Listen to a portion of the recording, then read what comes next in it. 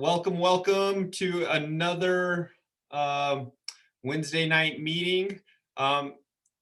Real quick, as you know, today was Dana's sister's big surgery. She is out of pocket. We made her leave her work cell phone at the office. She is not responding to emails. So if you do have a sign and you want to flash that right now and hold it up, I'm going to get a picture and a recording. Beautiful. And if you guys want to unmute and say something, go for it. This is the time.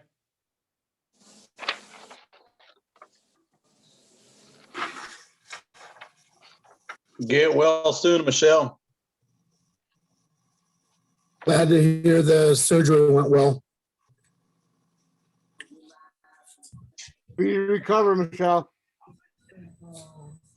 All right. Thank you all for that. If you do have, and I can read this because it is family, and I think that it's important. So Dana did text and said she's out of surgery, recovering in ICU. All went well. She is awake, very groggy, and a little bit of pain. She has eaten something, which is great news. They're just monitoring her blood pressure and giving her steroids to prevent swelling. But they're hoping that she only has to stay in the ICU minimally tonight, and then maybe she'll get released from there. So just keep the Pappas family in your thoughts and prayers. I look at some of the prices people ask for some of these cars. Mm-hmm. It's ridiculous. But everything is going well.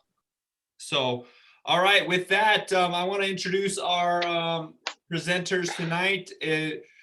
Out of the South region, presenting will be Ty Friend, Jerry Hill, and Herschel McGahey, with help from Karama. So again, thank you for the South region for putting your presentation together. So while I pull that up, you guys can start talking, and I'll pull up your slides. And we're starting with free throw. Yes. All right.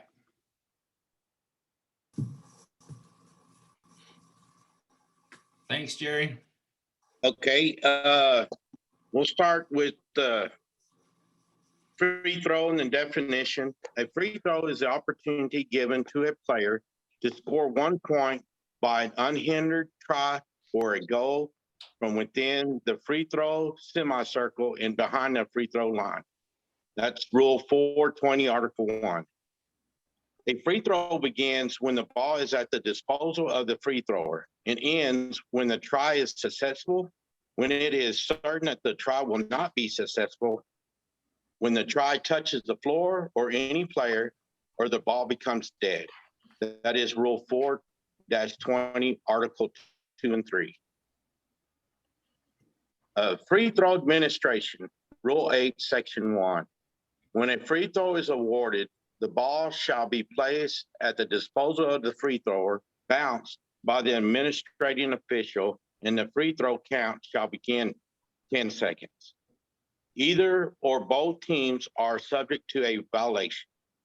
If the ball is to become dead when the last free throw for a specific penalty is not successful, players shall not occupy any space along the free throw lines. Everybody can hear me, right? Yes. Okay. Personal foul free throws, Rule 8, Section 2. In the case of a personal foul, the free throw shall be attempted by the offended player. If the offended player is injured or disqualified, his or her substitute shall attempt the free throws. If no substitute is available, any teammate may attempt the free throw as selected by the team captain or the head coach. Technical foul free throws, Rule 8, Section 3. Free throws awarded because of a technical foul may be attempted by any player on the offending team, including eligible substitution or starters as designated by the head coach or the team captain. Free throw administration, Lane spaces may be occupied as 2 offensive players and 4 defensive players may occupy the lane spaces. First and the last lane spaces must be defensive players. No more than 1 person may occupy a lane space. Any player other than the free thrower who doesn't occupy a lane space shall be behind the free throw line extended and behind the 3-point line. 2-person free throw positioning. The calling official will report the foul, become the neutral official, and remain table side. The trail is 1 or 2 steps beyond the free throw line, extended and 2/3 back between the free throw lane and the sideline. The trail official watches the top 2 spaces on the opposite lane line, free throw line, the flight of the ball, and the flight of the ball in the rebounding action. The non-calling official will administrate the free throw, becoming the new lead official, and be located opposite table side. The lead official watches opposite lane lines plus the first space table side, then focuses on the rebounding action. During the first free throw, the lead is close to the basket and indicating the number of free throws verbally and visually. During the second free throw, the lead gets wide, chops the clock if the second free throw is made for the inbound post basket. And I had a little slide. I don't know if you got it, Nathan, where it shows where the lead and the trail is supposed to be on 2-man. Is it this one? And the player. Yeah, it's got green and blue on it. Yeah, can you not see it? Can you guys not see my screen? We can see it. We can see Yeah, it. We it's got it. right here. It's on, Jerry. I'm reading my notes. Oh, okay. Yeah, we got that diagram on here. Okay, 3-person free throw position. The calling official will report the foul and remain table side, becoming the neutral official, and observe all action, assist with violations and rebounding action. Lead administrators all free throws and has the responsibility for bottom lane spaces and the 3 space on the opposite lane. The center official has a responsibility for the shooter, flight of the ball, and the top 2 lane spaces on the opposite lane line. Both center and trail officials slow down on the last shot. Hold on a second.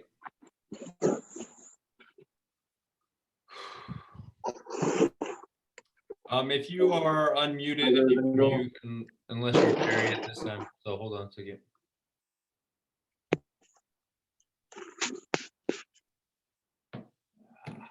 Okay, that's all I got on the free throws. Okay.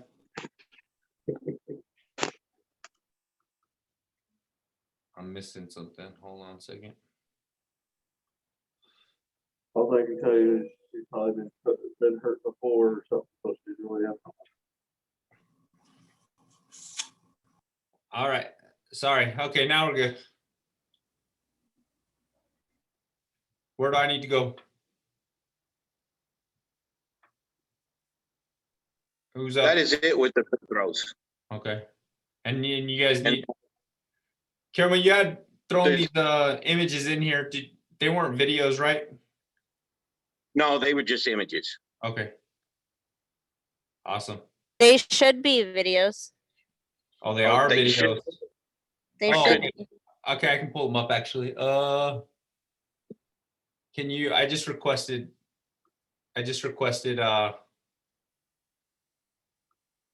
video. See, I'm telling you, Dana doesn't show up and these things don't run as smooth. So don't let her fool you that I'm the techie.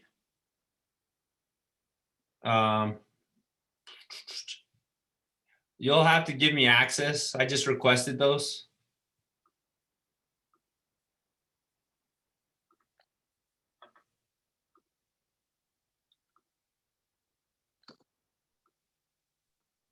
So And I have no clue how to do that. Only thing I know how to do. I think it's on Carol's side.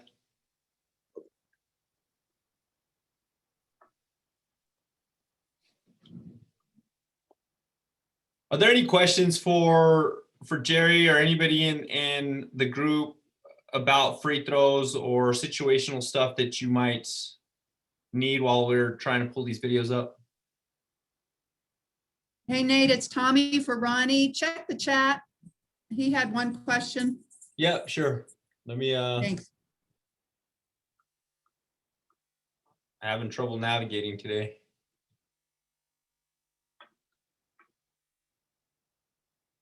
Not everything is popping up the way I want it to.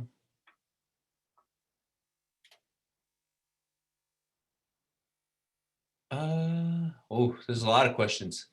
All right, let me see. Ronnie, when the shooter has the ball and getting ready to shoot, should the players be quiet or allowed to talk?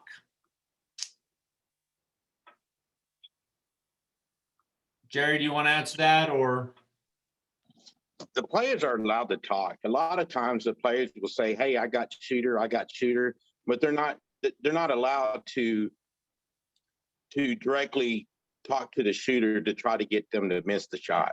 But they can talk amongst each other, like, hey, I got shooter, who do you got? You know, box out, don't forget to box out. That's what a lot of them do, but they're not allowed to talk to the shooter unless it's, you know, someone on their team. You got this, you got this. Only throw the kid, Mom. Don't get mad, Mom.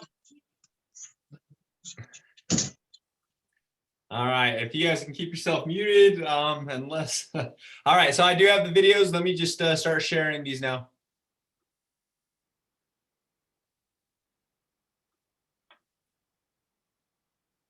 And Karima, do you want to kind of let us know what we're looking for?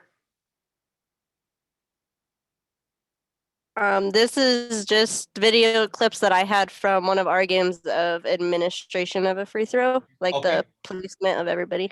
Perfect.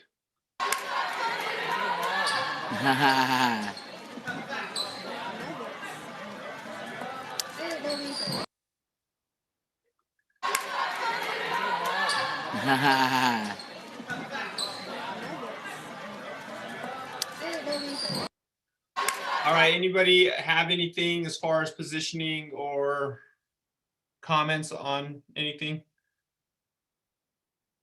We'll excuse Ronnie's positioning because he works a different level.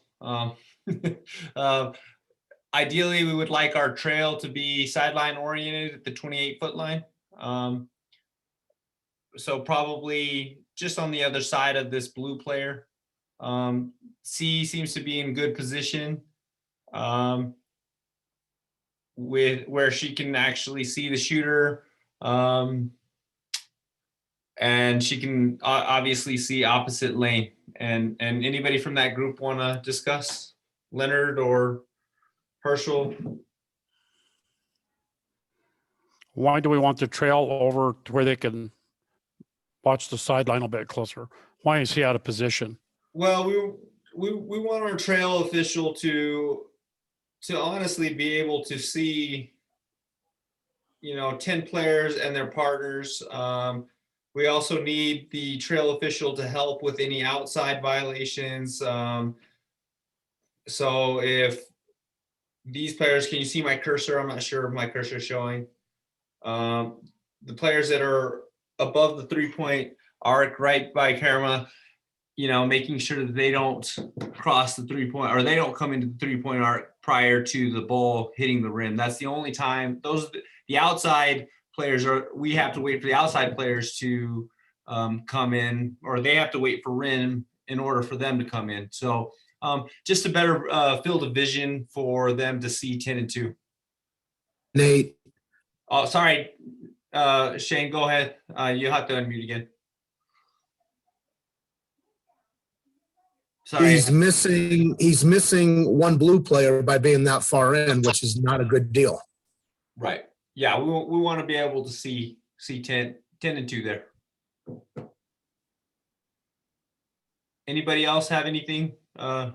Leonard? Nate, just a good rule of thumb for the center official to make sure they're positioned in a place where they're not looking through players and they have a clear vision of the opposite lane line and the shooter. A lot of times they go free throw line extended to the sideline, and now they're looking through the players that are on their on their side and they're trying to look through them and it's hard to see what those other girls are doing in lanes 2 and 3 opposite. So try to get a clear vision of that, guys. Position yourselves and it's okay, but just try not to get in between players. Try to stay outside of them, but get a clear view of it. It helps out a lot. Absolutely. And I think the center has a really good look. As Leonard said, I think we tend to, as officials, take free throws off. We in our mind think that that's the time that it's time for us to catch our breath and do those things. Actually, it's quite the opposite. And it's important for us to really turn it on. A lot of times too, the problem, and I think where Cliff is going, and I know that there are a lot of people that really don't like being so close to the sideline because now you have to answer to coach a lot of times. Remember, that's okay, but you still have a job to do, and you can use that to your advantage and say, Coach, right now is not a good time to talk. I need to referee this free throw, or I need to, pay attention at this point. I'll come talk to you at the next point. But ultimately, we want that wide angle so that we can actually have a greater field of vision. So you ready for the next one? Okay, let me see. Nate, there's a couple questions in the chat. Can you read those off? Sorry. It's usually Dana Michael, and I tag team. yeah, Michael said, can a free throw shooter be charged delay of game for not entering the semicircle? Oh, you would ask that question, Michael. Come on. Anybody have that answer? I know. I'm not a rules guy when it comes to stuff like that. Put the ball in play, ready to basically at the free throw line, and as soon as she steps in, she is violated. Just like you would on an out of bounds when the team doesn't come. Do you have a rules reference for that? I will find it for you. All right. Phil Spooner is the one that taught me. That's a good opportunity for some preventative officiating, though, and call the player into the free throw circle and let's get the game going. You don't want to do that unless it's just an obvious stall tactic. Agreed. Let's prevent that by getting them into the circle and let's move. And I mean, honestly, and the reason why, Michael, when you asked that question, I don't know, because I've never seen that. And I don't know that we'll see that too often. But I mean, we've seen stranger things as well. So, but yeah, I think Cliff's right. I think if you call the shooter in and have them come in, then I think that they would do that. So let's watch this next one and see what we got.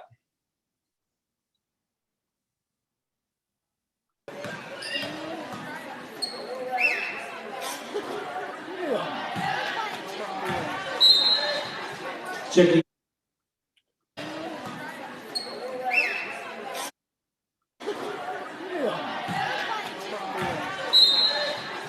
Checking in relating tags number 30, Natalie Iglesias.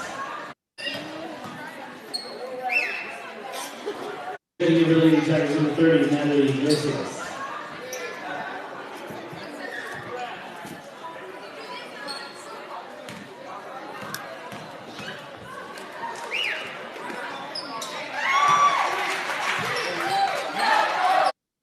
Do we like positioning on that one?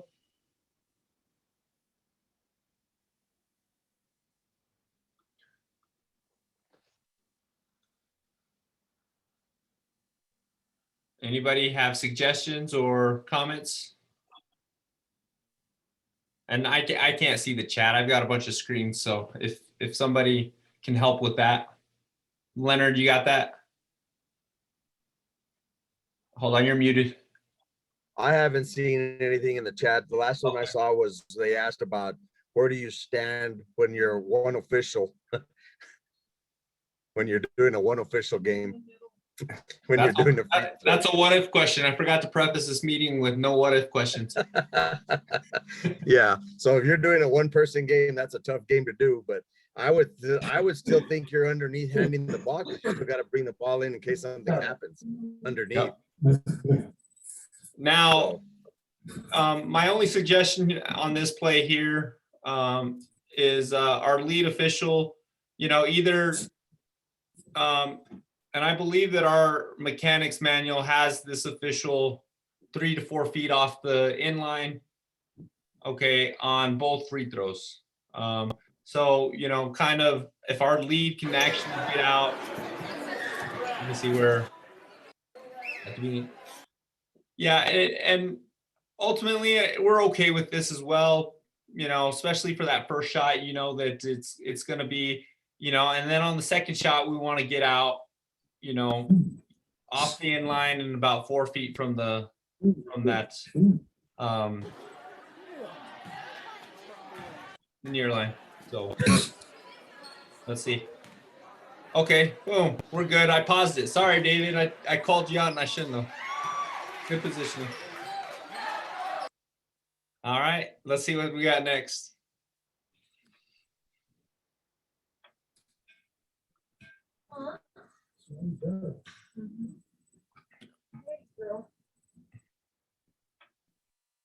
The delay of game was 8-1-2. It is. And what is that? Can we administer a delay game for that? Michael, Dan, I've never you seen asked the it, question and you had the answer. You should have just given us the answer. Here's what it says. Following a timeout or intermission, the resumption of play procedure may be used to prevent delay. The administrating official shall sound the whistle and indicate play will resume. The ball shall be placed at disposal of the thrower or placed on the floor at the free throw line, and the count shall begin. Either or both teams may be charged with a violation. Following a violation by one or both teams, if the offending teams can continue to delay, a team technical foul shall be ruled. Awesome. Thank you. Yep. All right. Let's see what this play brings us. Fouls on the Bulldogs, number 14, Christina Wyatt. It's her first foul. All right. So let's talk about just game awareness. We have a substitute at the table. We've got 2 shots. Obviously, we have a 2-shot foul. Do we like where our trail is?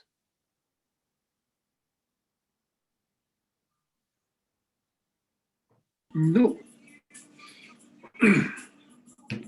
Is there anybody that can maybe give a recommendation? I'm gonna start calling on some people.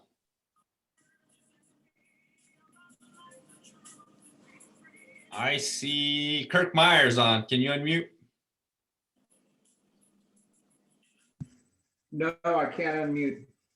There you go, Kurt. I think she's in good position. If this is the first of a 2-shot foul, she can still see what's going on and she's close to the table so she can bring anybody in. And then as they come in, then she can move down to the position and over to the position where she needs to be for the second foul shot. Yeah. Anybody else have anything? Do we like our center's position? Michael Dan, can you unmute? You like our center's position?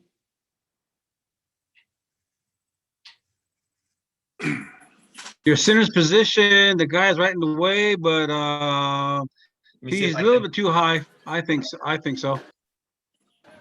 He's a little too high. You got the trail underneath or the lead underneath, and you got the trail at the scores table. And the C should be able to see the feet at the free throw line. Okay, what else should the C be able to see? The 3 free throw, the lane spaces, the free throw lane. The players on the opposite side of where he's at. Awesome. Yes. Yep. Yeah, maybe a step down. I mean, that would be we could nitpick that, but for the most part, I think he's probably got a decent look. And then, of course, our lead is good on this first free throw. I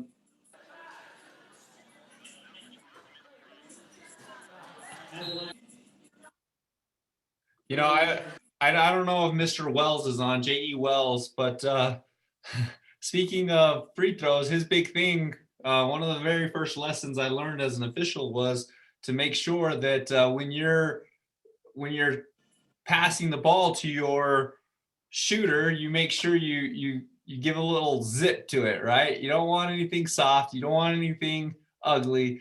You want it to look nice and give the shooter an opportunity to have a nice, clean pass. So that's something I've always remembered. And I don't know if Mr. Wells is on, but there you go, Mr. Wells. Checking in for the Lady Tigers, number 21, Gianna Hyman. All right, for some of the newer officials, Trail is responsible for bringing in the subs. Okay, and obviously we only bring subs in after the first shot, okay, or after the made of the second shot. Okay, and what you would want to do is once that first shot goes up, hold your hand up. You can crack your whistle. The horn should go off. Sometimes it does not, and then you bring your sub in. Hold the sub until you've counted all 10 players, right? 5 and 5. And then once you're ready, you put your hand down, and then now your lead official that's administering the free throws can actually throw the ball to the shooter. So really nothing happens until our trail is ready for you to give the ball to the shooter. If you are the administering free throw, the official, then make eye contact with your trail to make sure that your trail's ready, because your trail is counting players on subs. As the center, same thing. You may signal how many shots we have, communicate 1, 2. Those are things that help the crew with communication and make sure that 1, we're playing with 10 players, and 2, we're not giving extra free throws or not giving the free throws that are merited. So the communication aspect is really big. That's why, it's really important that we don't take these plays off. So, all right. And I believe that's the last one. Yep. Thank you for putting those together. And now throw-ins. Is Ty on? Ty, are you on? Yeah, I'm on now. All right. I'm gonna go pull those up and we'll get through your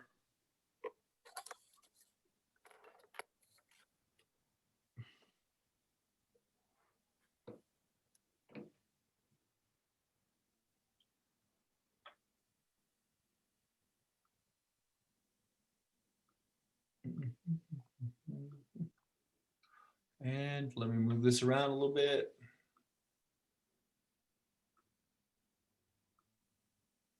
All right, we're good. Ty, whenever you're ready.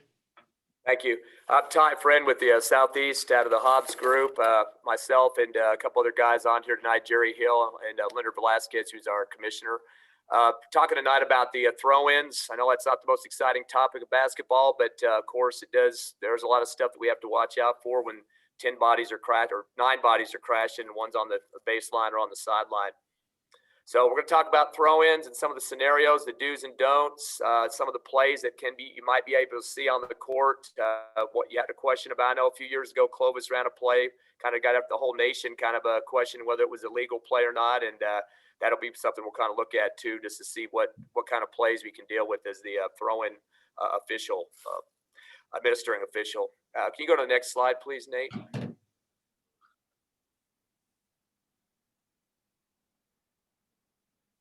Okay, let me move my screen so I can see what I'm doing here.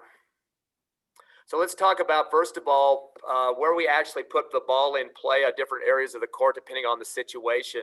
Now, there's going to be some caveats here and some extras, asterisks. So the next slide will cover one of those special circumstances in just a minute. But the first one I'm looking at here deals with violations and common fouls.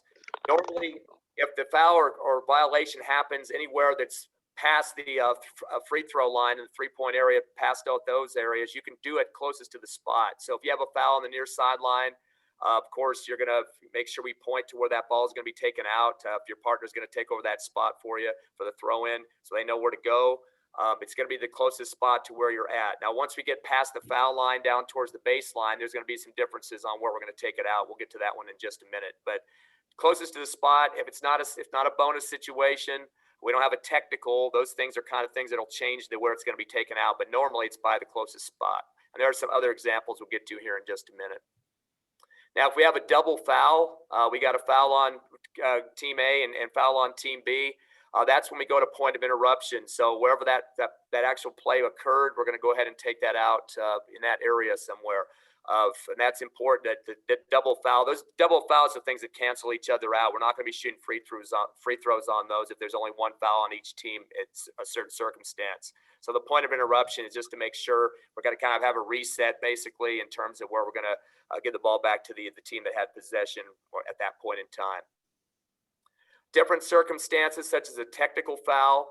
Of course, that's not going to be at the closest spot unless you just got lucky it was at the half court where that technical happened. But the technical foul is going to take place. The administration will be at the half court line or the division line opposite the table. So definitely make sure you get away from the table as much as possible and do that over there at the mid stripe. Of course, after your two technical throws that you're going to take first, or if there's more than two, for example. This next one, I probably should have left till last on this list. We'll get to this in just a minute, but anything about fouls beneath the free throw circle area down towards the baseline as well, we're going to take those out on the baseline. I'll have a diagram on that here in just a sec. I just want to make sure I threw that in there right now so everybody's realizing we're in different areas of the court. Now, if you have a thrower, the thrower is trying to get the ball in bounds and somebody reaches over and slaps him, okay, we're going to have a intentional foul there. But then when we come back, we're not going to take it at the half court line like a technical would or something like that. We would take it back where the previous throw was happening, the spot of that previous throw. So that's an important thing to remember. It could kind of get convoluted depending on what all has been taking place. And it might be a little bit of a heated situation if the thrower gets hit because that might cause some disturbance with both teams. So you go ahead and get your two free throws because it's going to be an automatic intentional. So there's no questioning about it. Reaching out, grabbing his shirt or pushing the thrower is definitely going to be intentional regardless of what kind of contact it was, a kick, a hit, whatever it might be. And if it's even worse than that, if he actually really just hauls off and hits the kid or shoves him way back into the crowd or something, then we got other decisions to make on what we're going to do about throwing somebody out or whatever else. But still, you go back to the previous throw. Technically, though, if you have a technical foul at that point, then you would have the ball going back to the half court line because that would be a higher up a violation than just a foul on the thrower. Does anybody have any questions on those basic ones? For the Leonard, you want to manage my chat as the signer in that region because I can't see both. One just asked if you're still counting on your free throw presentation, if they were still counting the 10 seconds by flicking at the side of your body. And I said, yes, you're still counting. Nothing's changed on that. And somebody said it isn't baseline, it's end line.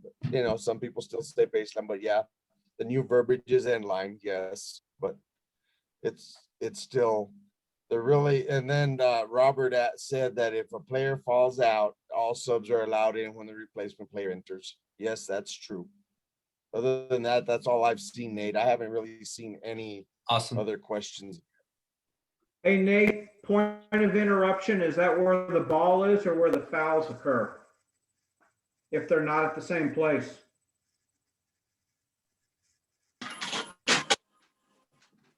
It is. The point of interruption would be where the ball is.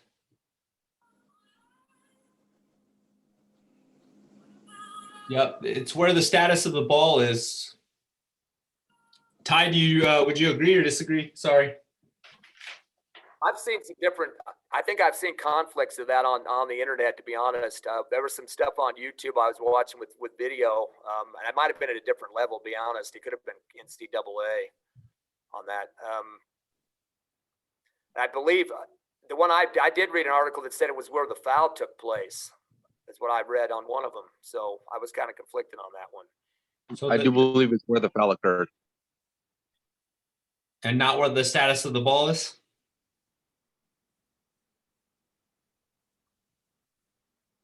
All right. What about intentional fouls? Is POI or division line? That's point of interruption, Jaime.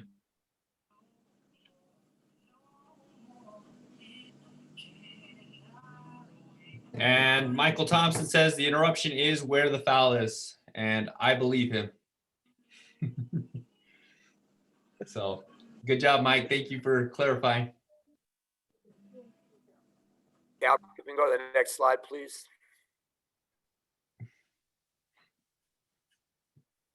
So we have special circumstances, and I mean, it's not anything different than a regular foul or violation. If we have the question is, where do you throw down on common fouls and violations that are committed south of the free throw circle? So if you take a look here at the diagram, it's kind of like a triangle shape is what we're looking at. But don't worry about the numbers on here. That's the only picture I could get that would show this the right way. But those types of fouls and violations, especially in the paint down towards the baseline, you are going to take those down to the baseline. And you're going to get away from the basket as much as possible, whether it be right or left of the lane at that point in time. So that's definitely important. So anything that's going down towards your basket, you got to shove in the back. You got some type of violation, those types of things. We're going to move them to the baseline. And this triangle kind of gives you that look there. And that you notice it extends out to the free throw line there, and then part of it goes outside to the towards the sidelines in those corners. Once again, all throw-ins for common fouls and violations outside that gray zone that you see there should be administered on the sideline. Okay, or if the ball goes at the other end of the baseline, of course. But I mean, any other thing that would happen outside where those number threes are located, or the number ones, obviously the closest sideline that you got to the violation of the foul. And of course, we're talking about non-shooting fouls, non-1-on-1 bonuses, those type of things. Hey, Ty? Yes. Point of interruption, 436 2A. Okay. A throw into the team that was in control at an out of bounds spot nearest to where the ball was located when the interruption occurred. So it's where the ball is, not the foul. Yeah, that's what I'm saying. I've read two different things online about that, and I was getting some conflicts on that one. So this is straight from the book. What's the rule reference again, please? 436 2B or A, excuse me, but ABC that goes through it. Okay, reread it again, please. Okay, play shall be resumed by one of the following methods. A throw into the team that was in control at an out of bounds spot nearest to where the ball was located when the interruption occurred. So that was an interruption. That was not when a foul occurred. It was asked where, okay. I'm looking at point of interruption. I'm gonna look where it says for foul then. Okay. And look up intentional foul.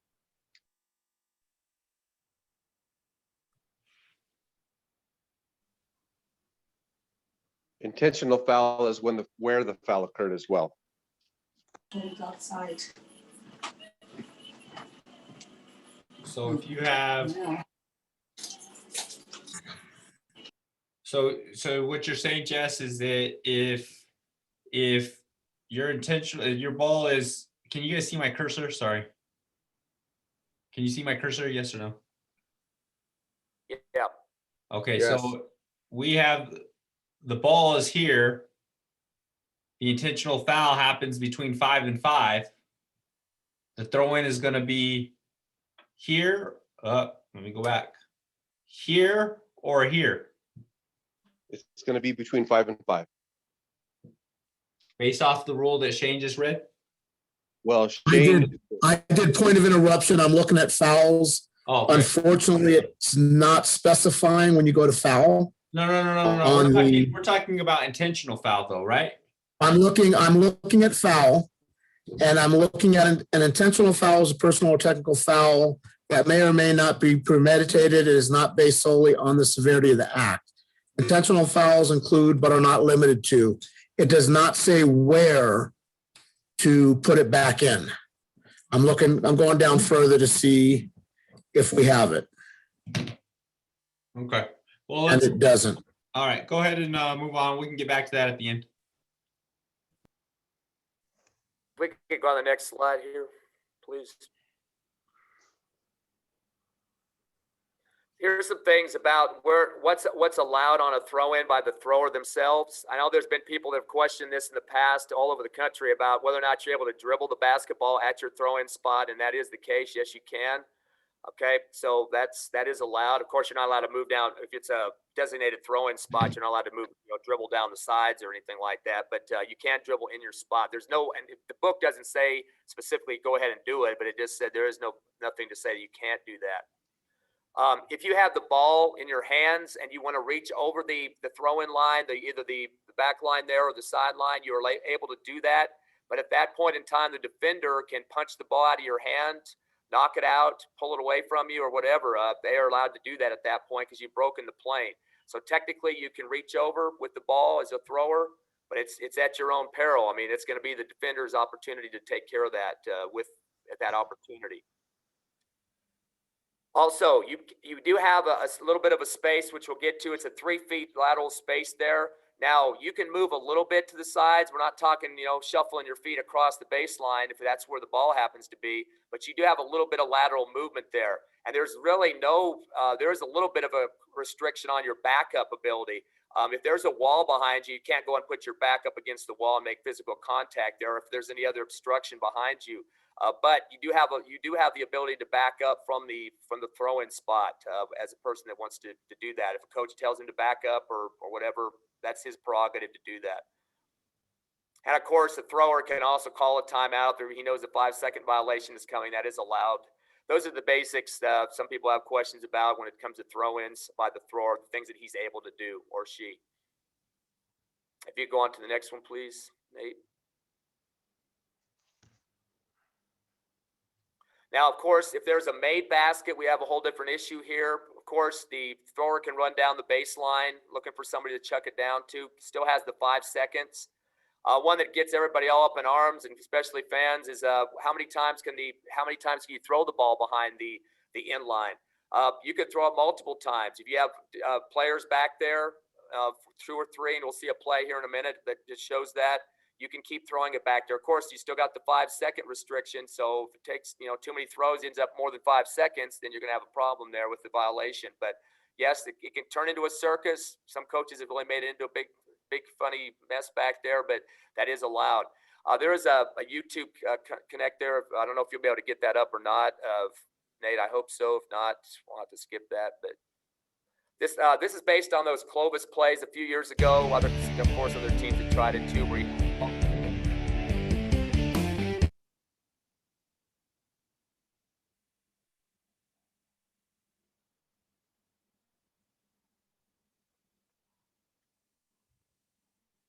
So this is going to show where there's more than one player behind the end line.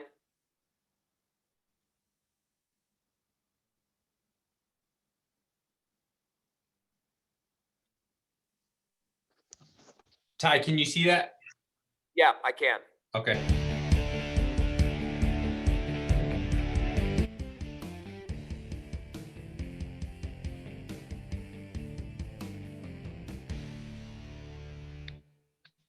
In an effort to make officials aware of innovative throw-in plays, I offer the following 3 plays. The team in blue has just scored a basket with 7.2 seconds left in the game. After a timeout, the white team lines up all 5 players out of bounds for the throw-in. The team in white has a running baseline, and therefore this is a legal play. The team in black has just scored a basket. After a timeout, the white team lines up all 5 players out of bounds for the throw-in. The team in white has a running baseline, and therefore this is a legal play. This is a variation of the previous 2 plays. The team in black has just scored a basket. The white team lines up 4 players in bounds along the baseline for the throw-in. The team in white has a running baseline.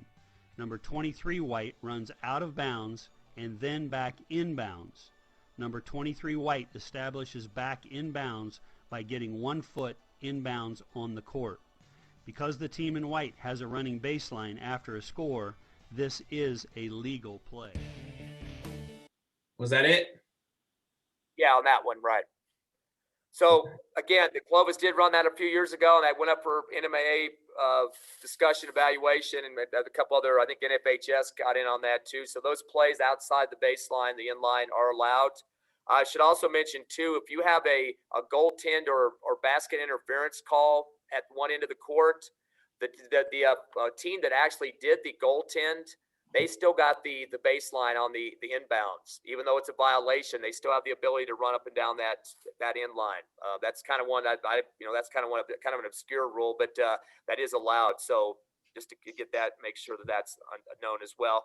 If you have a timeout after a made basket, the team that's going to come back to get the inbound on the baseline does have that opportunity to run the baseline as well. So that doesn't lose their ability just because a timeout happens. So Ty, real quick, I just want to clarify for some of our brand new officials that probably haven't stepped on the court yet. The difference between these plays is, had the ball gone out of bounds, okay, and all those scenarios, there was a made basket by the team that was on defense. Had the ball gone out of bounds, or you called a traveling violation or a foul, that is a spot throw in, and those teams would not be allowed to do that. Only after a made basket can they do that. So there's a made basket, they go to timeout. Technically, they can still run the inline, okay? They can still run the inline out of that timeout, just like they would after a made basket. If the ball goes out of bounds on the inline and we call a timeout and they come out, that is still a spot throw in, and they cannot run that play. So for new officials, that's that. I mean, it explains it, but I just wanted to kind of maybe just reiterate that the difference between, a spot throw in. A spot throw in happens when there's a foul or a violation and the ball is being thrown in at the spot nearest. A made basket, they can do whatever they need to do on that inline. So I hope that clarified that. Nate, can I ask a question? Real quick, Nate. Ivan Maxwell asked, if a defender reaches over the boundary line and contacts the ball in the hand of the thrower, what is the call? Now, Ty talked about the thrower reaching across with the ball at his own risk, but now if the defender reaches over and touches the ball in the thrower's hands, that will be a technical foul, Ivan. Yeah, I'm having that on another slide coming up here in just a minute. Oh, okay. Yeah. You're right. He asked that question, so that's why I brought it up. Nate, can I ask a question? This is David Martino. Can you hear me? Go ahead, David. Okay, say it's a made basket. The team's going to inbound the ball. He's on the end line, and one of his teammates goes out of bounds. He passes it to his teammate. Can that teammate still run the baseline? Yes, but sorry, Ty, I stole that answer, but you can answer that. Go ahead, you're good.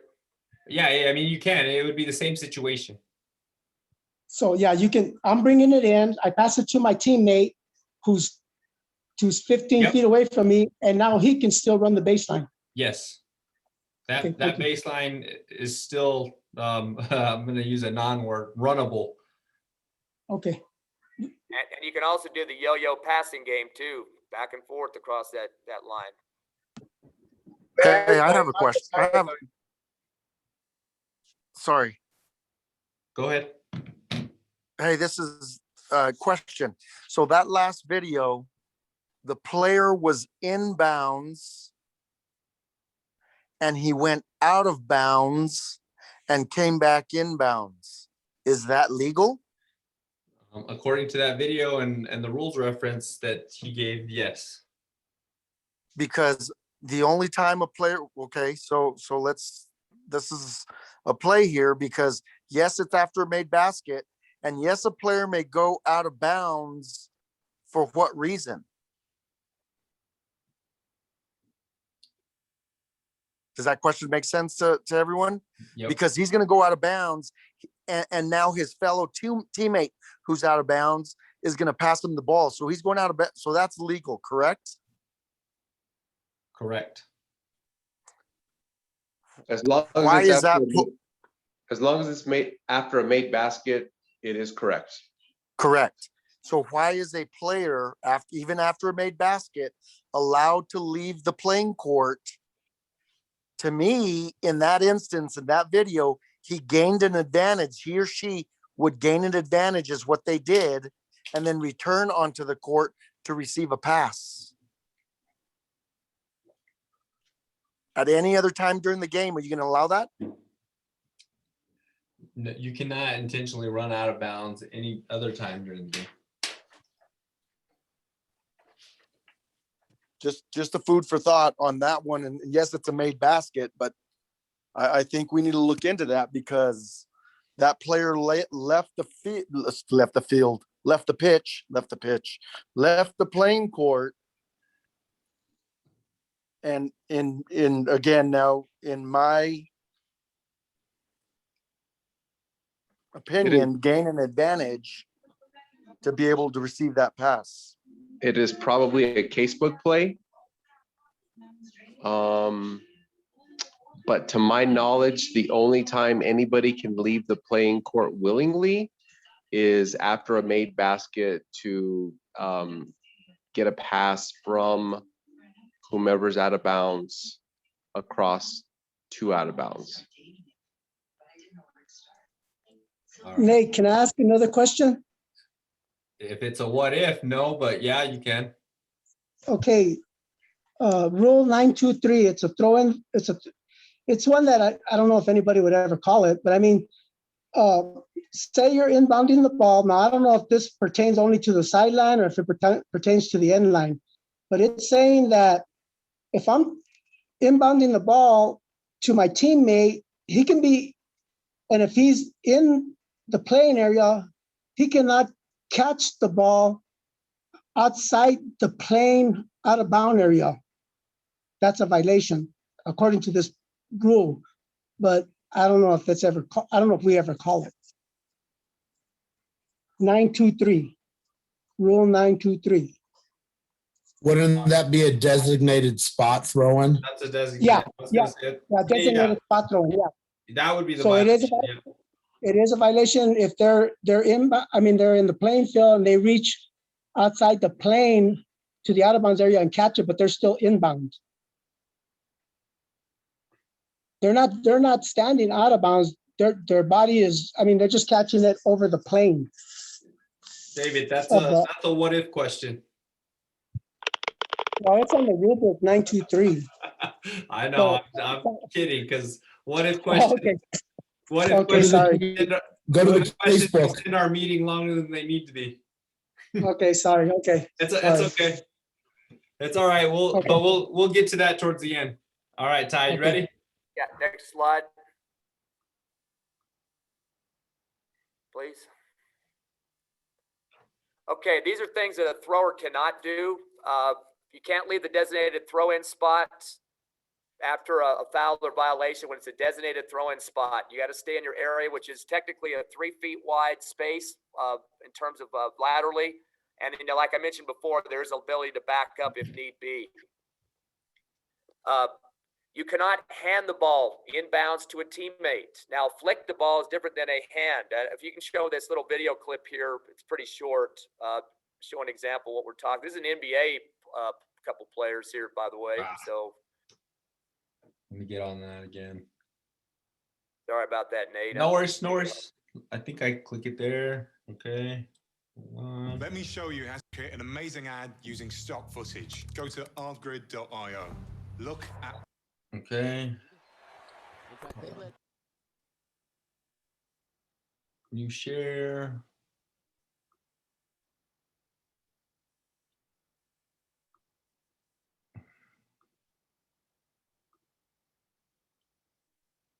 Nine Stu with 3 minutes That's it, left yep. here on this floor the other night. In fact, they led by 9 Stu with 3 minutes left here. In fact, they led by 9 Stu with 3 minutes left. That's good enough. That just kind of shows. And sometimes if you're back there, of course, you're starting to look up court. That's pretty easy to overlook. And definitely, because what it's basically saying is you got a guy out of bounds, his feet are out of bounds, and you got another teammate, that means you're still touching the ball. You're not supposed to be the first guy to touch it as it comes onto the playing court. Since your teammate is on the playing court, he has a fixture on there just like a referee would be. Therefore, it would not be allowed to be able to do that. The next one, the thrower cannot touch the ball on the court before another player does.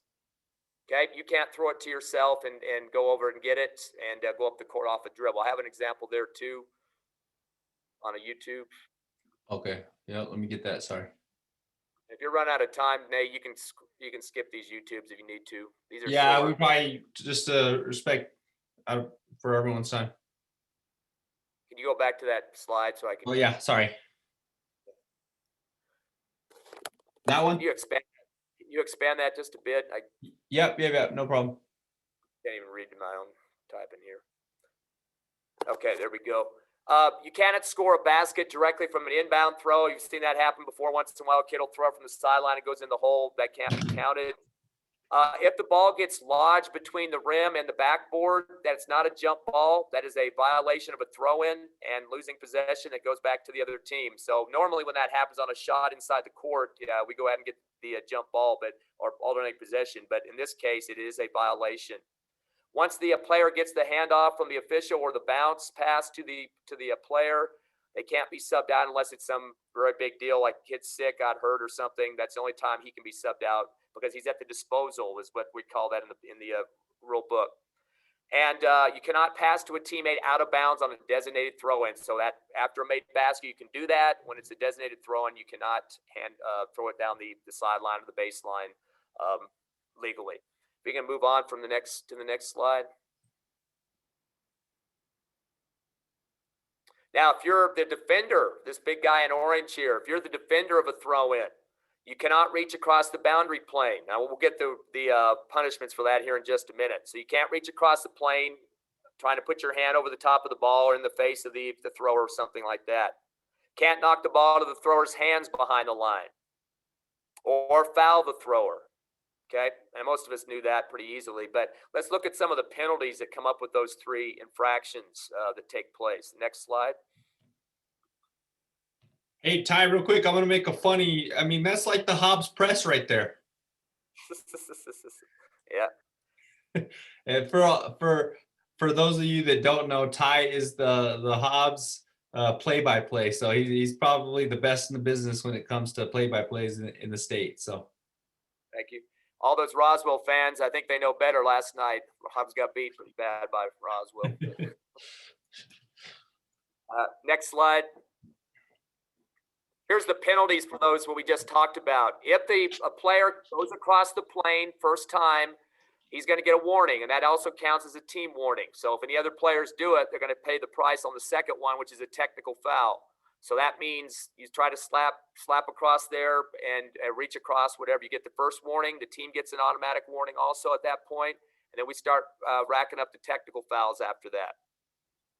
If there's physical contact on the thrower, the defender reaches across, punches, pushes, grabs, whatever, we got an intentional foul. So that will be an automatic two-shot foul. And then we will return to the spot throw-in location once those two throws are taken by the thrower that was fouled. Okay, and if it's worse than that, of course, flagrant technicals type stuff, then we're gonna ramp it up a little bit more than just the intentional. We might end up throwing somebody out or other issues come up. Now, if you just slap the ball out of their hands and not really physically touch them or push them, we're gonna go with the tech on that. Okay, now that being that it's a technical, we're not going to take it back to the throw-in spot, designated throw-in spot after the two shots. We're going to go back to the division line of half court to go ahead and administer that ball back after that play. So those are the three basic penalties that could occur. We can move on to the next one. Homie Angel, nice. This is just a quick little tip of if you're going to throw the ball in and you're going towards one direction or the other, you never want to stand on the side of the basket that the thrower is going to be going to, because basically you're kind of a distraction for the thrower because you're got your hand up in the air and you also got your count going on there too, and that's going to interfere with that person's ability to throw it in. Now he's supposed to still know, or she, how to throw it in without worrying about the referee next to him. But at the same time, you want to be on the backside of that person, just like you are underneath the hoop. You're not going to stand, between him and the hoop. You're going to be on the outside of them to give them that free space to get the ball in. The other thing it's good for, especially on the sidelines, is it gets your referees remembering which way we're going. Because if you stood on the other side, that's going to be confusing. And especially with three-man, when you have to always think about, maneuvering and changing and rotating and everything, having that guy on the outside at least gets everybody's frame of mind is what direction we're going with the throw in, where we're going to be, what basket we're going to be heading to. So that's kind of just a little tip, and most of us do that and know that. So I think that's it for the slides. Is that right, Nate? Yep. Yep. Hey, awesome. Good job, everyone. Real quick, I just got a message and a reminder. Let me stop share real quick.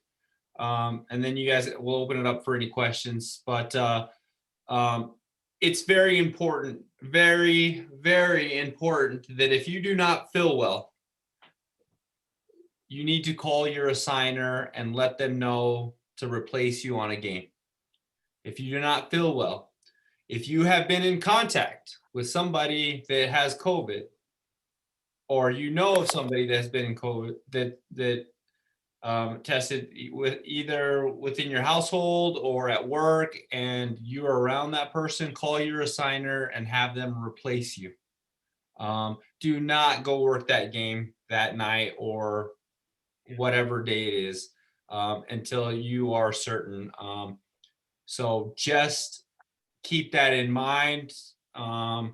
When you are out there working, keep yourself safe, keep yourself healthy.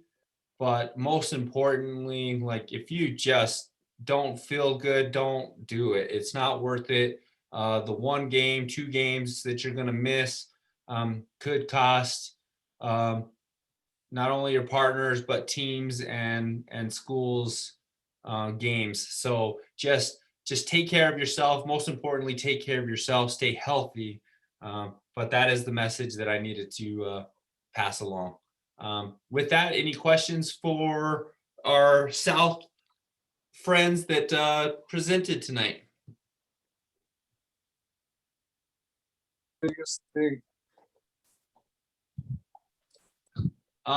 Question regarding timeouts, not necessarily was discussed tonight. With 12 seconds left, a team calls a timeout. During the timeout, Team B's coach notifies the official that Team A scorer wants a timeout. Assuming Team A does score, say with 4 seconds left, does the coach or Team B need to verbally request the timeout, or may the official honor the earlier request and grant the timeout?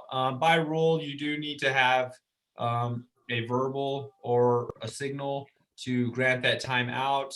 Obviously, knowing the situation, you're going to look for those individuals. You're going to look for the look to those individuals, the coaches or the players, in order to grant that timeout. Just game awareness.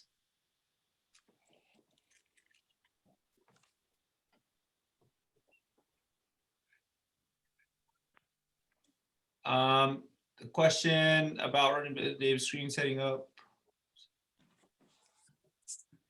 Sorry, there is a question in here, and so hold on. Linda, do you mind unmuting? Sorry, I want to make sure I clarify correctly. Was you talking to me, Nate? Yeah. So, all right. So you have a team that's inbounding under their basket. They put their shooter as the inbounder.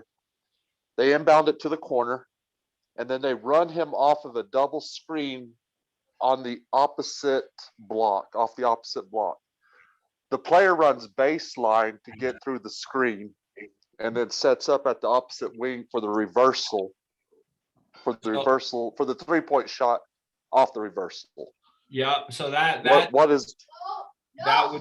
would be the violation. I think that Nunez is talking about running out of bounds to avoid. Is that what you're saying? Yes. basically they're running the defender off of a double screen, but they're running out of bounds to avoid the double screen, and of course your defender runs into it, or the other defender runs into it. Yep, that by rule is not allowed. Anybody? So what would you actually call it? Just a violation? That is a violation. Okay. And again, somebody correct me if I'm wrong. I mean, I mean, half the time I have to look these rules up, to be honest. Full disclosure. Is there anybody that disagrees with my ruling as a violation? Okay. Nate, this is Craig McNeil. Yep, go ahead, Craig. I need clarification. Is the defender inbounds or out of bounds on that screen? The defender's inbounds. The defender is on the ball. He's guarding the person who's inbounding the ball. So he's inbounds. And so once the ball's inbounded, the person who inbounded the ball runs baseline and basically ducks under a double screen. So the defender runs into the double screen. Understood. Okay. Yep. And remember, if that defender is out of bounds in any contact, right, happens, that contact goes to the defender. Or in a situation of a screener, then that fouls on the screener. Any other what if questions? David? Hey, this is Doug. Yeah, I have a Hold question. on. Let's get to Doug real quick, and then we'll get to you, David. Sorry. Okay. Hey, Nate, sorry about that. Real quick on that same scenario of the double screeners on the inline. What if that inbounder has the inline and they set up a double screen in the middle of the lane, defenders guarding the ball, the thrower in basically runs that whole inline and he runs that defender into that double screen? Doug, why are you doing this, man? Hey, I'm just taking it because it happened in one of my games. And what did you do? Oh, we called a foul. I mean, what the heck? What are you gonna do, man? Oh man.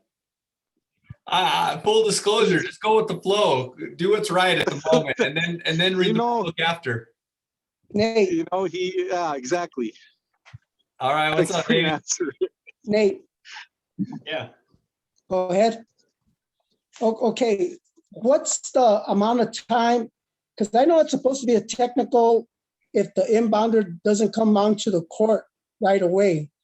So how much time do we give them? Do we give them time to run the end line and then come in? Or was that considered the same thing where you're deceiving the defense? Put the ball on the floor and start counting. But no, I'm talking about the guy bringing in the ball. He throws it in. He's got to come onto the court. He can't stay out of bounds a certain amount of time waiting there and then come onto the court and get the ball back. That's a technical. But so these guys are saying that he can run the baseline. So what's the amount of time that guy inbounding the ball can stay out of bounds? I don't know. You just said it was a technical foul. Yeah. So do we call a technical foul because he's not coming onto the court, taking a step into the court right away, but he's running the whole baseline to go to that double pick? Because I'm pretty sure the rule says that once he brings in the ball, I mean, I don't know where it's at, but I thought I read it that he can't stay out there just acting like he's not gonna, like, deceiving the defense. He's got to come onto the court. And I'm not very good at looking up the rule book. I mean, if you can find that rule for me, that'd be great. But I mean, you guys are stumping me with all the what ifs. I mean, hey, David. I think I found it.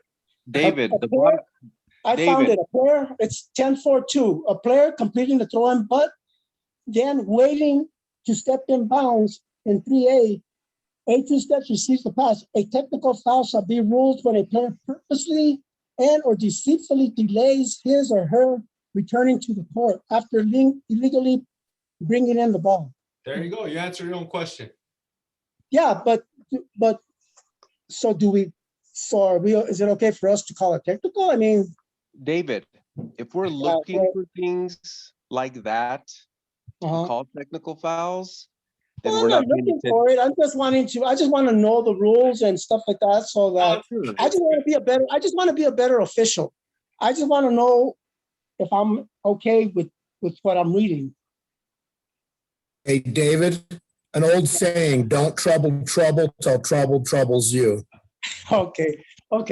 No, Okay. and David, I mean, it's a good question because I mean, obviously, I mean, I've only been doing this for 15 years, not very long, and I don't know if I've ever seen that, and Okay, well, and I'm just, I mean, and again, another mentor of mine is Jack Jones, and he says we're really good at the things that we get to practice all the time, and we're not very good at the things that we don't, and that's why I'm huge on what ifs. You know, I don't like to talk about them because honestly, I don't know the rules to all the what ifs. I have to. It's too much to think about. You know, I want to be good at the things that we're supposed to be good at, and when those situations happen, we just kind of manage the situation and hope to come out okay, and from there, then we go back to the rule book and hope that it's good. I mean, okay. Well, I know there's. In all honesty. Nate, Yes. I actually had that happen to me in a game where the player didn't step in bounds right away. But the play was heavy on the underneath the basket on the right hand side. The player passed in the ball, he stayed out of bounds, and everybody was right in front. And when he went to jump back in, because the ball was getting tipped out, well, I called it a lane violation because he was out of bounds and he was trying to get back inside the lane, inside normal play. I didn't know about no technical or anything. that was probably the smart decision. But yeah, David's rule is probably the correct rule. And Gary just posted a rules reference for anybody that has those questions. And so, hey, if you're a new official, don't let these what if rules confuse you. I'm telling you right now, these are veteran discussions a lot of times, and don't let it discourage you. These crazy things don't always happen, so don't freak out and start and lose any sleep over it tonight, because I know we have a few brand new officials on here. So keep it simple. Thank you, Dennis. Anybody else have a non-what if question?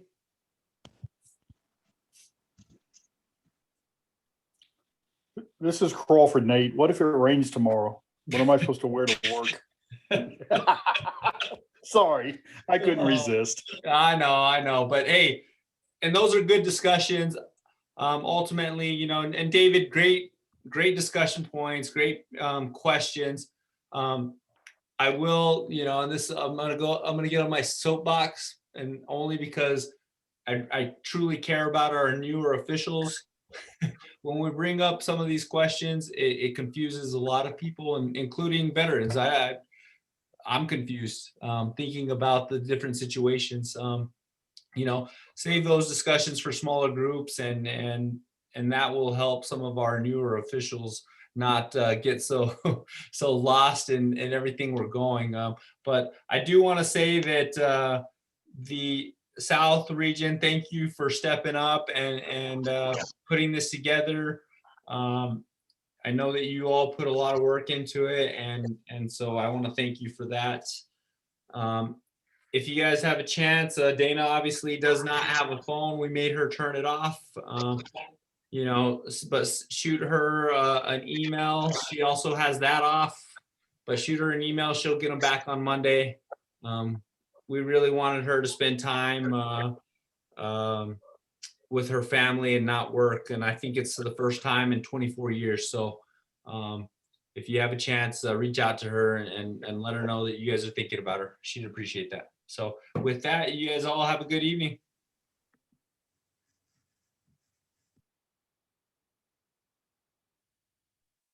Later, Nate. Hey, Solis, later. Hey, Nate, can you check your text about the rule books for me? Yep. Thank you. Yep, I will.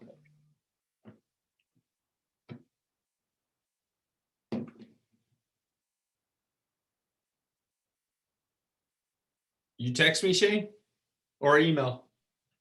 I texted you earlier. Let me double check, see if it's sent. I Oh, need yeah, access to baseball, softball. I'll get those out tomorrow. Yep. Okay, I want to do my baseball test, and I don't know my baseball like softball. Yeah, I got you. All right, thank you. That was on the night. agenda today, and it got a little crazy. So we'll get it out. Hey, you're doing double jobs. I get it. Oh. Have a good one. All right, everyone. Have a good evening. Thank you.